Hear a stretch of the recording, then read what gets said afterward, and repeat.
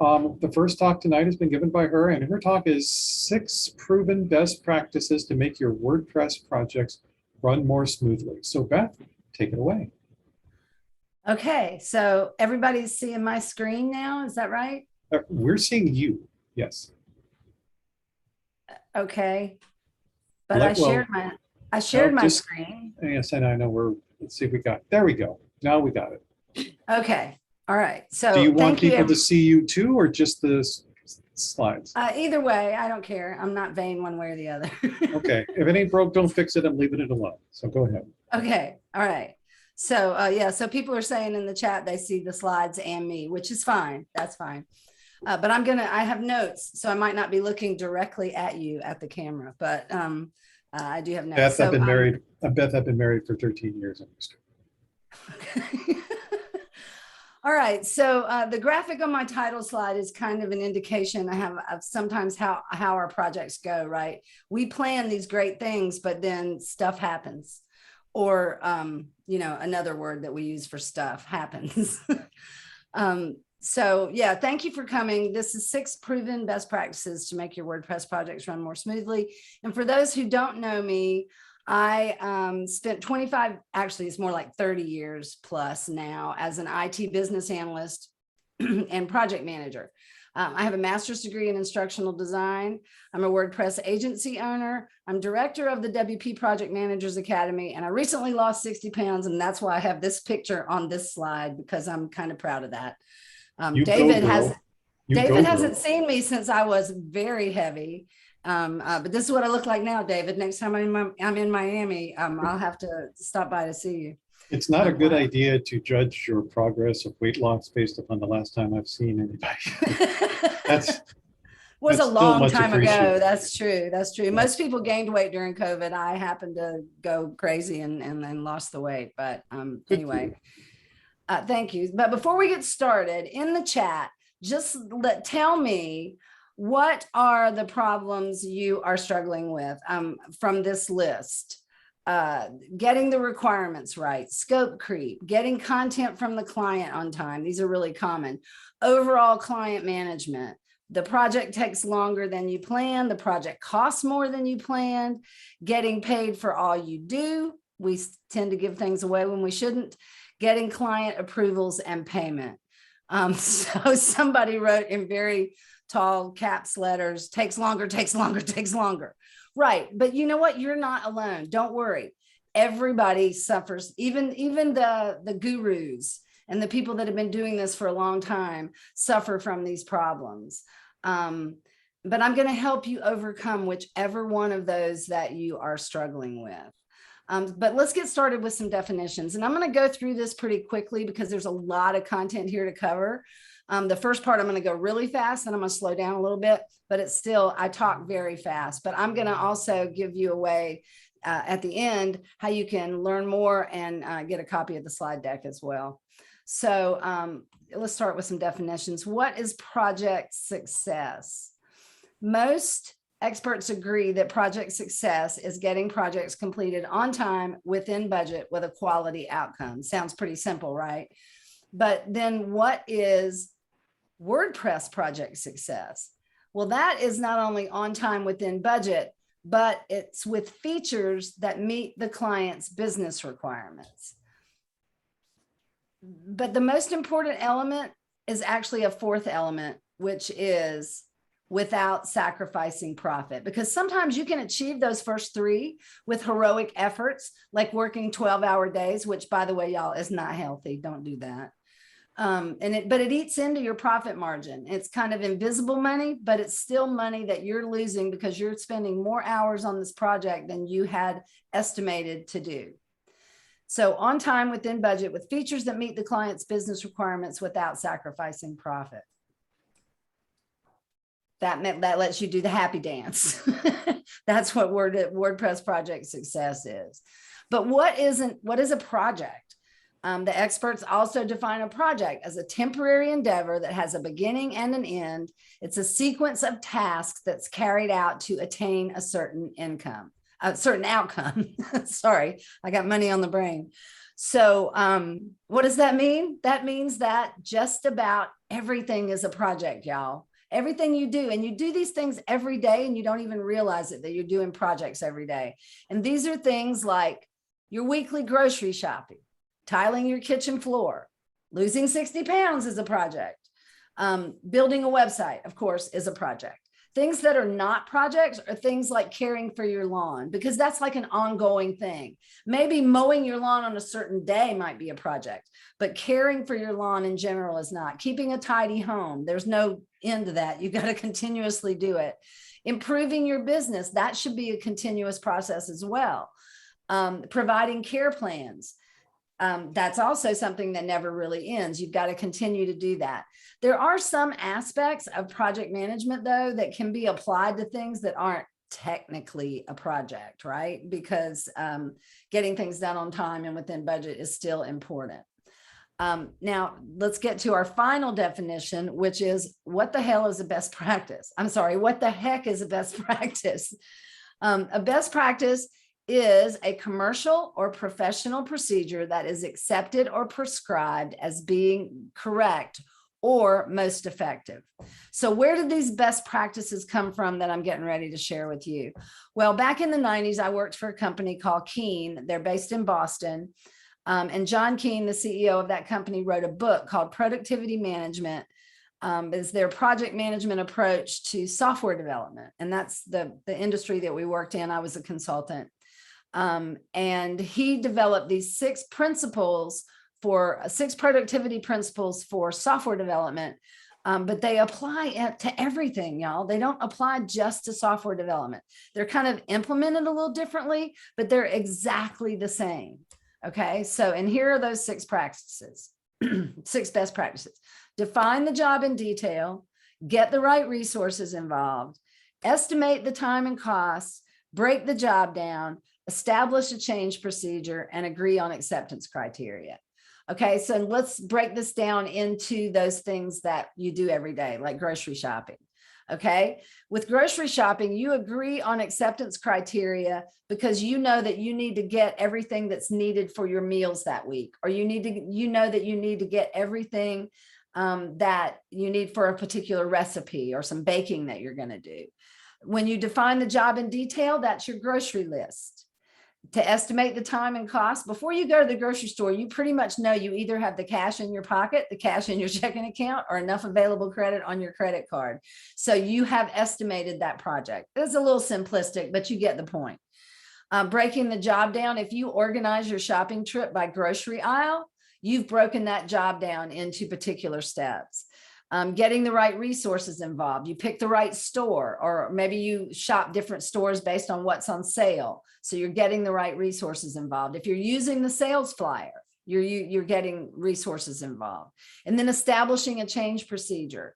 I know lately I go to the store and there's a whole lot that's usually on the shelves that isn't on the shelves, right? And so what are you going to do if your brand is not available? You're going to wait, go to a different store, or you're going to buy a different brand.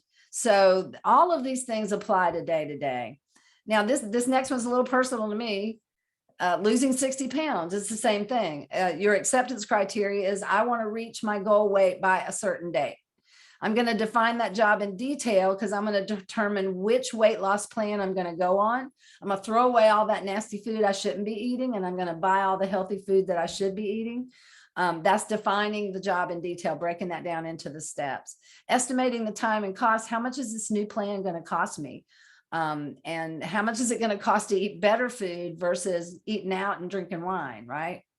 And then breaking the job down. What are the small changes that I need to make on a day-to-day basis that then rolls up into the larger thing about losing weight? And for me, when the losing weight thing was, this was hydrating, because I was never drinking enough water, always drinking too much caffeine and coffee and things like that. So that's one way of breaking the job down: drinking more water, getting more exercise, eating the right food. That's breaking the job down.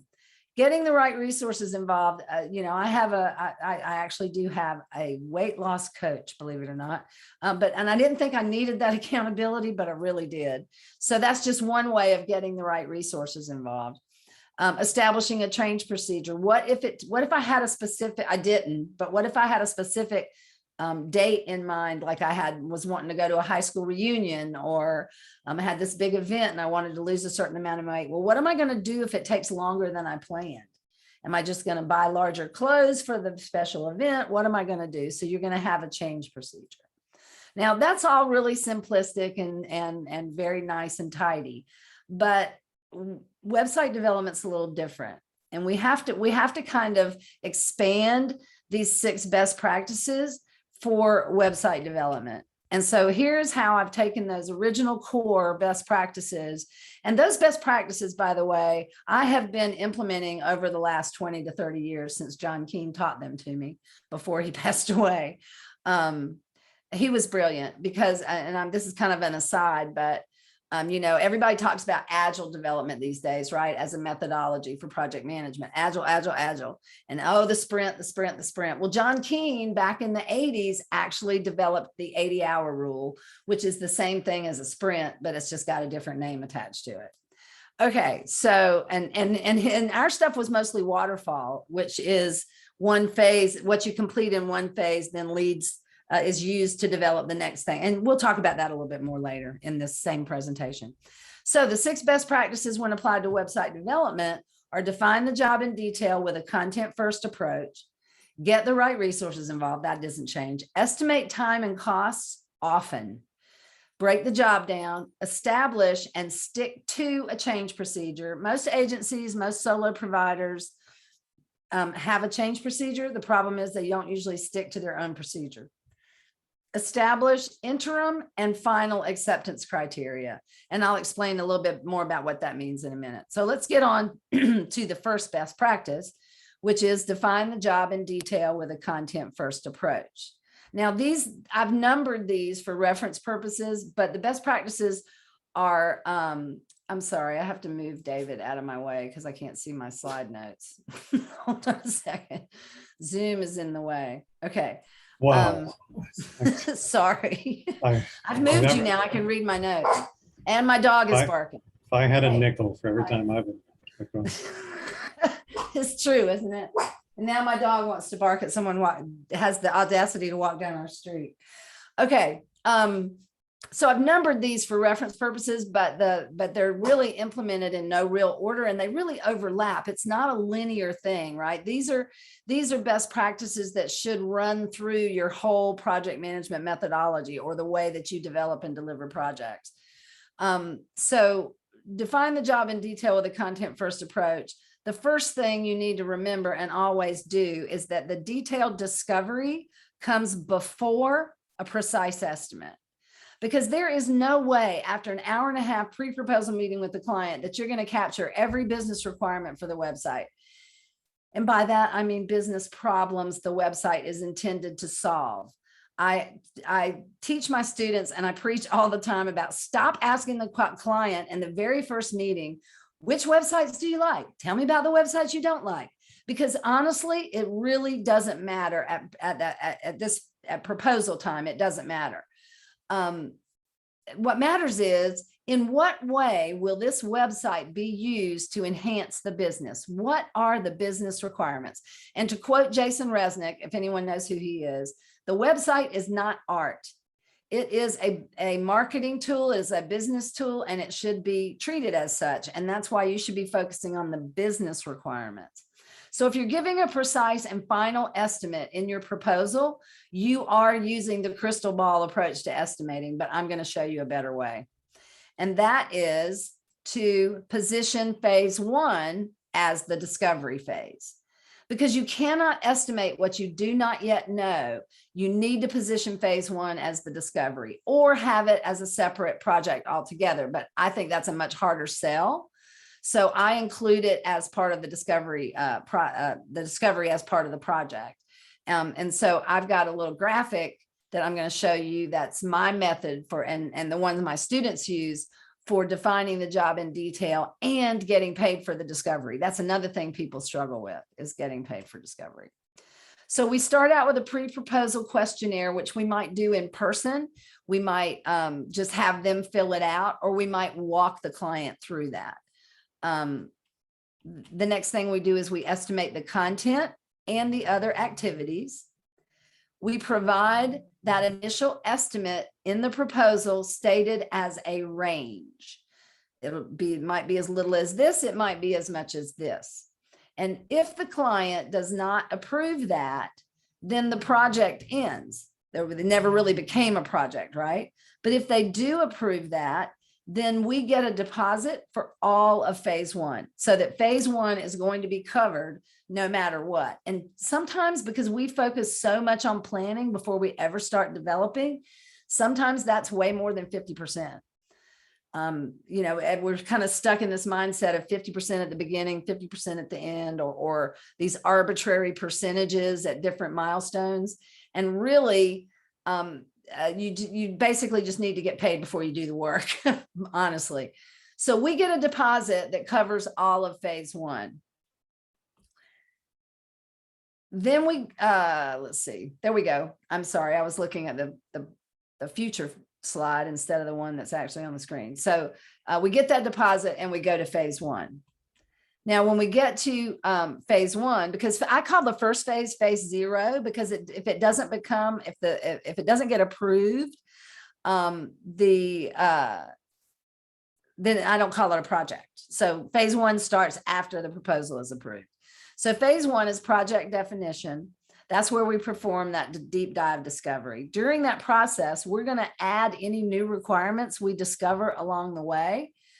And then we're going to adjust our work breakdown structure or our project plan and add those activities to reflect those change requirements. And at the end of it, and we break this down into little bitty pieces, which I'll talk about in a minute, but we're going to come out with a detailed statement of work, or the website spec, or whatever name you want to give to it. But in this second part of your proposal, that sometimes takes months to create, we're going to have a much more precise estimate. Now, notice I did not use the word accurate estimate, because there is no such thing. Estimate by nature is fluid and is expected to change over time as you discover things. Sometimes it goes up, sometimes it comes down. If the client says, hey, we've decided we're not going to do that, then the estimate will come down. Now, does that new estimate exceed that range that I gave in the proposal? If the answer to that is no, we just move on to phase two, because we're already under contract and we're just moving on. But if it does exceed that, I give the client the option to cancel, because they've already paid for that website spec and they can now take it. Well, if they decide not to cancel, then we move on to phase two. But if they do decide to cancel, I give them that detailed statement of work. I've been paid for it. They can go on and take that and try to find somebody cheaper if that's what they want to do. But they've got that documentation of what they need for their website. So win-win for everybody. But like I said, they hardly ever cancel, because they've been shoulder to shoulder with you as you've gone through this project definition, and they know these new requirements that came up that weren't considered in the proposal. So they're usually okay with it. Now, why do we include with a content first approach as part of this best practice? Well,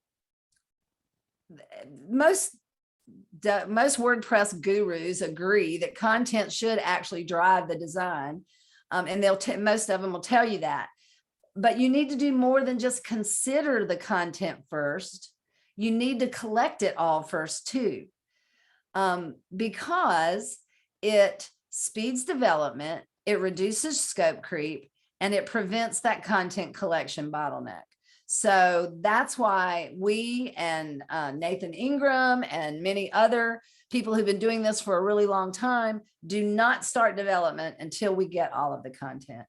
But let me show you what I mean. All right, this is the way we've always done it, right? You get 50% at the beginning, or this is the way we were taught, or some people were taught, or I still hear people talking about this. I get 50% up front and 50 at the end. Well, what happens is when you get around to the content part, if your client is doing the content, then the project stalls. And what most people will do is they'll say, you know what, we'll just go ahead and finish out the website. And then when the client gets the content, we'll just pop it into the right places. And then weeks go by and months go by. And in some cases, I swear y'all, people claim that years go by before the client comes back with the content. And of course, then they want their website built in 2 weeks, because here's my content. Let's get it done. And what happens in a lot of cases, and sometimes the client will continually will actually ghost out and you'll never see them again. So you've done all that work on the second half of the website and you're not getting paid for it. So that's why we say use a content first approach. And to do that, you really need to structure your project plan for content first. Now, these are the phases that I use and that my students use for developing a website. And while we're doing the proposal, we estimate what the needed content is. During that project definition phase is where we identify who's going to do the content and when they're going to deliver it. And then during phase 2, which is design and preparation, they're going to go off and collect all that content while you're doing things like setting up the environment. You're not developing, you're just setting things up and getting all your ducks in a row ready for that content. And we don't start any of the development before we get that content and move into development and testing. Because quite frankly, y'all, I mean, the truth is, if you have everything you need on a shelf, everything's defined, all your plugins, you figured out how they need to be configured, everything is decided. Once you've got the content, how long is it actually going to take you to build that website? Not very long. Even if it's a big one, it's probably, if you've got the content, it's not going to take that long. So when you do it this way, you spend a lot of time on planning and you spend very little time on those last 2 phases. Your payment structure and what happens when the client delays content should also be clearly spelled out in your contract. And if you use the payment structure that I use, if the client ghosts you before the final payment, it's only a small amount that you end up losing. Because what I do is I get that first deposit at the proposal, I get what will cover all of phase 1. At the end of phase 1, before phase 2 starts, we get 50% of whatever's remaining. And then at the end of the next phase, we get 50% of whatever's remaining. And then so by the time you get to the very end, there's very little left in that budget that you haven't already been paid. Okay, so now let's look at the next best practice. That is, hold on, I'm looking at the wrong slide. Get the right resources involved. Now, resources include people, and sometimes you can't get the right person that you want. So you have to take the people that you have and involve them rightly. So it's either get the right resources involved or involve the resources rightly. That's kind of bad grammar, but you get my point. Now, so these are all the different roles that are actually filled on most web development projects. And chances are, especially if you're a solopreneur or a single person agency, you're doing all of these things. And so another thing I do to kind of set the stage for my client to understand that this is a lot more complicated than they probably think it is I will list these in my proposal and put my name by each one of them. Now, there's some of them that they need to do, like the end user, right? But to do that, I list those, and it really sets the stage with the client that this is a complicated process. And just because you're seeing ads on TV that tell you can build a website in an hour, it's really not that simple, especially if there's e-commerce or memberships or anything like that involved. The other kind of resource, of course, is your, moving that to the other screen. Oh, are you seeing that if I move it over there? I've got too many people on my screen. Okay, I'm sorry. Let me get this out of the way. All right. Plugins. You need to have a standard stack of plugins if you don't already have one. Most people do, but for your standard business processes, the business plugins like security and caching and that sort of thing, you need to have those already decided upon. When you need a specialized plugin, you need to make a list of the requirements that you of what you needed to do before you start shopping. And please, before you start asking in a Facebook group, what's the best blank for blank, right? If you haven't written down your requirements, if you don't even know what you're looking for, we would never start building a website without knowing what the requirements are. Why do we go shopping for plugins and tools before we have all the requirements ironed out? We tend to go in there and just because some mentor or some big WordPress guru or influencer or whatever kind of tag you want to give them says that this is the tool that they use, then we think that's the tool we need to be using too. And it's really not the case. You need to develop your requirements. And then of course you've got tools, which are part of your getting the right resources involved. The main thing to remember here, and this is a list, I'm not going to read it to you, but this is a list of common tools that you use on projects. The main thing to remember is that a tool is never going to do the job for you. It should be support. I get asked all the time, what's the best project management tool? What's the best project management tool? And it just 100% depends on your requirements. And it's not going to manage the project for you. It's there to support your ability to manage the project. Okay. Web hosting. Cheap shared hosting is okay for some websites, y'all. It just is. It's okay for small, low traffic sites that aren't dependent on SEO. Like say a company gets all of their business by referral, but needs a web presence anyway. They need their clients to be able to log into something, to see some content or something. They do not necessarily have to have the Mac Daddy hosting. However, for the most part, and you all probably already know this, using a reputable host, use a reputable host if you're doing complicated sites like e-commerce or memberships where there'll be, or any place where there'll be a lot of traffic. Just pay for the best thing you can afford. That's the best thing you can do when it comes to these kinds of resources. That's my advice for getting the right resource involved when it comes to hosting. Okay, best practice number 3, break the job down. Pardon me. It's best to break the project down into activities and tasks. Well, you start with phases, activities and tasks, so that you know you're estimating for all of the stuff that really needs to get done. Now, if you're not doing this now, you will probably be very surprised how many things you're actually doing that you're not charging for, and you should be charging for them. And it also helps you identify repeatable processes that you can develop that's going to save you time on project after project after project because you're doing things the same way. One moment. I lost my cursor. Okay. You need to break deliverables into smaller parts. So here's a graphic that shows the way I break down the project definition phase. These are the deliverables that we create. Now yours might end up being different. And on smaller projects, I sometimes combine some of these together so there aren't so many review cycles. But the idea is to break things down into chunks that make it easy for the client to approve or accept. So this is called the waterfall approach, where each deliverable is built on what was approved in the previous deliverable.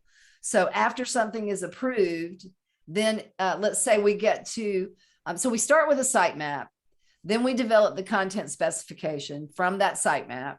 Then we use those two things to, and of course, many conversations with the client to document what the functional requirements are. What are the functions that this website should do? And then, and only then, do we talk about design, because all of those things have an impact on the way you're going to design the project or the website. And then all of those things together, along with some other stuff like some technical requirements, the plugins that you're going to be using and that sort of stuff, becomes your full website spec. And that's why it looks like a waterfall, and one thing builds on the other. But after, let's say that the sitemap is approved, you get down to the functional requirement step, and the client goes, oh no, I forgot to tell you, we're going to need 4 bio pages for each of the senior executives with their picture and a blurb about who they are and all that. Okay, well, we already approved the sitemap, so that's a change. That would go through your change control process because it's already been approved. Let's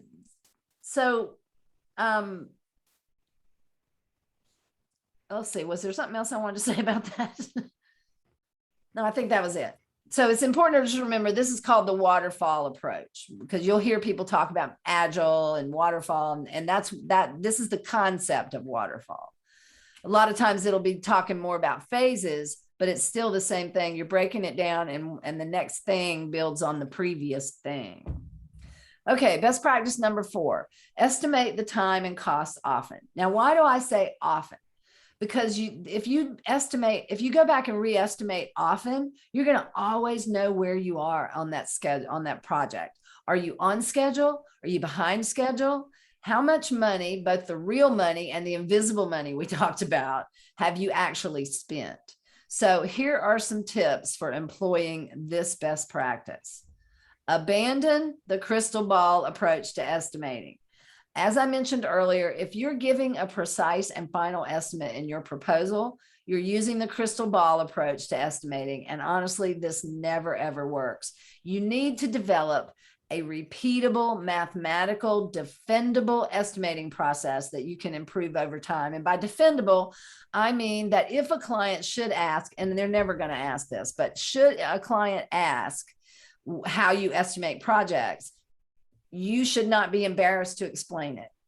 But if you're adding a pad in there, if you're arbitrarily adding some money to each phase, I actually heard a very well-respected WordPress guru recently posted an article that kind of suggested that's exactly what you should do. And I'm saying that's exactly what you shouldn't do.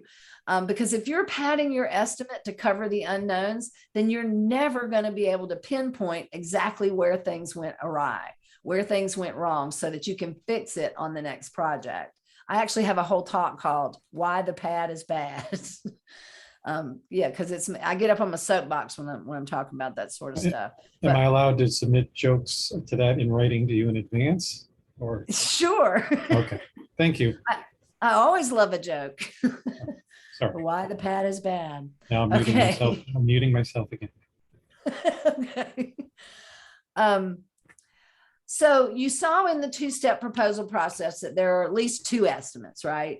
And we estimate at the activity level when we do the proposal, and then we drill down during the deep dive discovery, and we estimate at the task level. So after the pre-proposal meeting with the client, I use my standard project plan template, and I take a best guess at the activities that are going to be included in that project. And then I estimate for those activities to come up with my proposal estimate. And then we drill down to the task level during the deep dive, because that's where those new things come up and new tasks might need to be added. And then we estimate for each task, which then rolls up to the activity, which rolls up to the phase, which rolls up to the entire project estimate. And it's a mistake if you don't also consider the magnitude of the content and the related activities and tasks when drafting your estimate.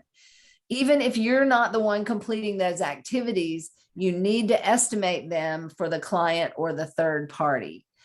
And then the other, what we use when I teach my students is to develop a rough order of magnitude based on the sitemap and the number of pages that you've got. You can kind of guesstimate, let's use that word, how many paragraphs, how many images, how many videos, how many tables that you are likely going to need on this website.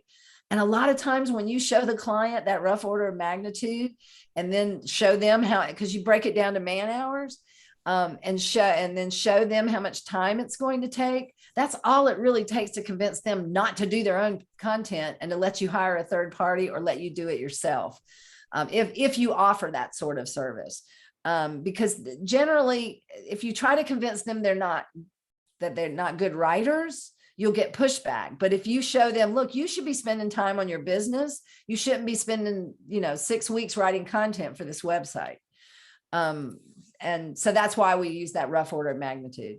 The other times that you need to estimate is at each status reporting period. Let's see, I'm sorry, I got to move this Zoom thing out of the way again. Because that's generally when you can look at your what you've completed so far, what's still left to be completed, and are we where we want to be. You want to re-estimate after each deliverable sign off. Of course, every single change request needs to be estimated. And then when resources unexpectedly change, like some plugin that you've been using forever all of a sudden is removed from the repository. It's kind of a big deal, and you might have to change your approach and find a different plugin, or maybe your lead developer goes on maternity leave earlier than you expected. So when resources change unexpectedly, you would also do the change request to change the schedule, but you would also re-estimate your project. Okay. Probably one of the biggest things to remember about estimating often is that you always want to review your last estimate before doing the next one, because you can't get better at estimating if you don't measure it and compare it over time. So how far off were you the last time? Why were you off with your estimate the last time? And that way you don't make that mistake the next time. Okay, best practice number 5. Establish and stick to a change procedure. Basically, not actively managing inevitable change inevitably results lost revenue. Yes, I have a quote from myself in this slide deck. Is that tacky? I don't know, but I did it anyway. Because it's the truth. It's just like flushing money down the proverbial toilet. First off, you need to position project change as inevitable with your client. A plan is just a plan, y'all. That's what the whole word means. It's a plan, and any number of things can change that plan. It's sort of like a GPS, right? You're tooling along, the GPS is telling you where to go, and then you hit an unexpected detour where the road is blocked off. Well, then, so you turn right, and then the GPS recalculates. It's exactly the same thing with projects. So, and the other thing is, stop treating change like a penalty. Like the client, oh my God, the client's got so many changes. But sometimes they just can't think of these things until they get into the project, or someone comes up with a really good idea later on. You don't want to treat those things like a penalty. You treat it like an opportunity, because you're going to get paid. If you're making change to the project and you invoke your change control process, you're going to get paid for that. And I'm going to tell you a little bit more about this change control process and how to make sure you get paid for all the changes. But it's not the client's fault, so quit penalizing them for it. Okay, a good change control process always uses a change budget. Now, I don't know how many of you guys know Nathan Ingram, but he's been developing websites as long as I've been in IT. He's been developing websites, and he heard my talk on the change budget, and he added this to his process. I heard his talk on proposals and master services agreements, and I changed my process. So it's never too late to learn things and improve your processes based on what you're learning from other folks. Just making that point. But so what is a change budget? I'm going to explain that in just a minute. First, let's look at the advantages of a change budget. It's kind of self-explanatory, but we'll get to the detail in just a second. As I mentioned earlier, when you pad an estimate with an arbitrary number of dollars and use it for just any old thing, you can't measure it and you can't improve what you're doing. With a good change control procedure that you invoke without exception that also uses a change budget, you can measure where change is occurring and put things in place to prevent that the next time. Maybe there's some different questions you need to ask early on in the process, and that will prevent the change. But here's how the change budget works. You estimate the project without a pad. Then you take 20 to 30% of that total and add it to the total project estimate as a separate budget item. The difference is all those other budget items, they're going to pay you for. But this one, if there are no approved changes through the course of the project, and that never happens, but if there are no approved changes, the money isn't used. The client is the one who has final approval over all those changes, over all change requests. So they get to decide whether they spend that money, extra money or not. So because you've planned for and budgeted for change, you don't need to pad the estimate. And it's funny how this also, the change budget tends to reduce frivolous changes, because something about having to take that money, that invisible money in that invisible bucket, and put it into the project budget, asking the client and telling them they have to do that. And you've of course laid out all of this at the beginning of the project, so they understand this process. It's not something you spring on them when there is a change request, but that is a lot harder for them to do. So they're going to be a lot less likely to say, can you just change that blue to a different shade across the whole website? I just really don't like that color blue. Yeah, sure, we'll do that for another $500. Now that's an extreme example. Of course, you probably wouldn't charge 500, but you would charge them some money to do that because they'd already approved that blue color. But the best thing, the most magic thing about the change budget is that when you use a change budget, it means that you can magically always come in under budget and under the total project budget. I'm still moving things around on my screen, y'all, so I can see everything I need to see. So that's why I'm pausing from time to time. You just have to provide a really good estimate, do a good job on the discovery, and then make sure that the change budget percentage is enough to cover the potential change. The percentage that you choose to use is largely dependent on your initial impressions of the client and how likely they are to be unorganized and request change often. You know, you usually get in your gut, you usually get a feeling in your gut for how difficult this client's going to be in those first couple of meetings. So that's how you decide how much to put in that change budget. And if there are, and I just did one recently, it was a $5,000 change. A $5,000 change, and the client did not blink. And the reason they didn't blink is because I educated them on this process at the very beginning. They knew what they were asking for, and they knew it was going to cost them more money. So if there's so many changes that you run out of money in the change budget, just my client had friends. I just saw that come up in the, this honestly is the best client I've ever had. They're so easy. It's a big retail store too. But anyway, if there's so many changes that you run out of money in the change budget, you do a change request to increase the change budget. So here's a little graphic of how this works. All right. I've lost my little thing there. Before I go to the next slide. Okay.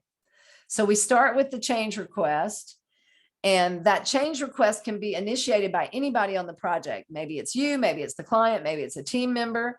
And then it comes to the project manager, which is typically you. That's the role of the project manager. You might also be the developer and the SEO guy and everything else.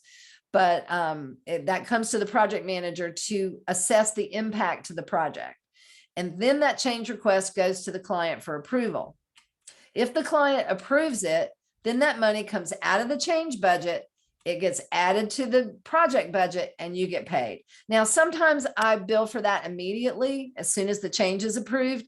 Other times I will wait. And if it's a client I know well, and I'm not worried about getting paid, I'll add it to the last payment of the project. And it also depends on how big the change is. I got paid for that $5,000 change right away.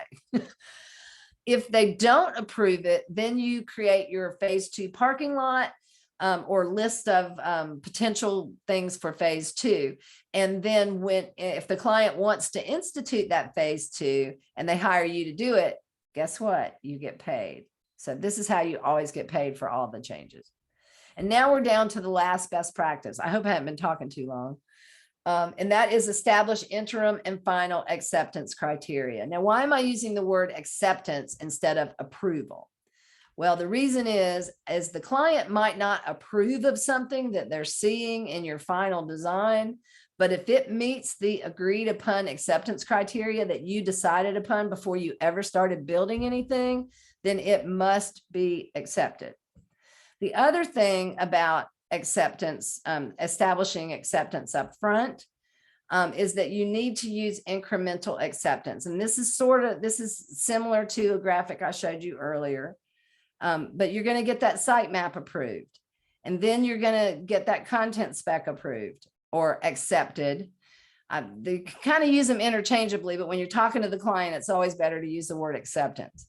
You're going to get your functional requirements approved. You're going to get your design approved. So you've gotten all the little pieces approved along the way. So when you get to the full website spec to get that approved and signed off on, so you can just go willy-nilly now and build that website, it happens in a fraction of the time, which is going to save you money, which means more money in your hands. Now, I mentioned before that these 6 best practices are not linear and they're all interrelated. But if I had to choose the single most important or the single most critical best practice, it would be definitely define the job in detail with a content first approach. Because if you do that right, a lot of these other things kind of take care of themselves. But much of what is involved in defining the job in detail is the other principles or the other best practices are really part of that. So if I had to identify the most important one, this would be it. Now, to implement this particular best practice, at a minimum, what you're going to need is a requirements definition process, a really good change procedure, and an acceptance management plan. And I'm going to tell you in a moment how to learn more about these things and how to get some free samples of that. But before we do that, let's do a quick review of these 6 best practices that we just covered. Define the job in detail with a content first approach. Get the right resources involved. Break the job down. Estimate time and cost often. Establish and stick to a change procedure. Establish interim and final acceptance criteria. Now, if you want to learn more how to do this and get your hands on some free samples of the processes that you need to put in place, you can do that by joining the WP Project Managers Academy. We have a free free track and a premium track. In the free track, you get a ton of these templates and downloads and things that you can use to develop your own project management methodology. The premium one just gives you a bunch more of that done for you, and a lot more more lessons from other industry professionals besides just me. Another thing you can do is you can watch out for my new book that I'm getting ready to release, hopefully within the next 30 to 60 days. If I'm a good project manager, that will actually happen. This is not exactly what the cover is going to look like, but I think we have finally settled on a title that Project Management Sucks, but it doesn't have to. And the best way to watch out for this book, to keep an eye on what's going on, is to join our Facebook group. And you can just go into Facebook and search on WordPress Project Management, or you can go to facebook.com/groups/WordPress PM. And if you want to download today's slides, you can go to wproadmaps.com/speaking, and they are at the top of the long list of slide decks from all the talks I've ever given. So that's how you can do that. And if you want to get in touch with me, I am at WP Roadmaps on Twitter and Instagram, and you can always email me at beth@wproadmaps.com. I watch that. Yeah, I answer everything in that email account all the time. So that's how you can get in touch with me. So that's the end of my talk, y'all. I hope that you got some sense of how these are things that you're really kind of already doing anyway, and how to apply those to your WordPress projects. So I hope this was helpful. If it was, put it in the chat that you thought it was good. That makes me feel better. Yeah, people are already responding. I mean, I think somebody's smoking a cigarette right now. That's how good it was. Thank you, Beth, very much for that. We don't have much time for questions, but I know we had one. Guy, can you, at least one, Yep. And can you read that one, and I'll make sure that we're not missing anything. And Sure. we'll try to keep the response to like 60 seconds or less, because we're going to be moving along here in a second. I know. I'm sorry. I tried to talk fast, but not fast enough. No, it's like my Subway. It's like my Subway sandwiches. Oh no, that's a bad example. I don't eat those anymore. It's like it's like an Oreo, double stuffed. That I'm giving up. Go ahead, Guy. All right, Beth. Stephen asked when you're talking about change budgets, he said, it was great info, but how will this apply to smaller projects when a competitor will give a quote and my agency wants to get paid for discovery and creating a statement of work? I'm sorry, say that again. Stephen is wondering how the change budget technique will apply to smaller projects when a competitor will give a quote and his agency wants to get paid for discovery and the statement of work. So I guess he's trying, he's wondering if he's going to lose a quote or a bid, because if he adds a change budget versus Well, here's the thing. most of the time when we worry about that, we're projecting what we think the client's going to push back on.